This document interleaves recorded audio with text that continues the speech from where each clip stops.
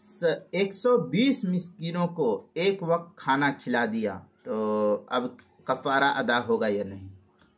چنانچہ اگر کوئی شخص کفارہ ظہار میں صبح و شام 60 مسکینوں کو کھانا کھلا کر ایک ہی وقت 120 مسکینوں کو کھانا کھلا دے تو صرف 60 مسکینوں کا ایک وقت کا کھانا قرار دیا جائے گا۔ یہ جو کچھ اس کے آگے کھلایا ہے 60 مسکینوں کو وہ نہیں ہوگا، اور کفارے کی تکمیل کے لیے انہیں 120 مسکینوں میں سے 60 مسکینوں کو ایک وقت اور کھانا کھلانا اور ضروری ہوگا، اس کے بغیر کفارہ کامل اور اکمل نہیں ہوگا۔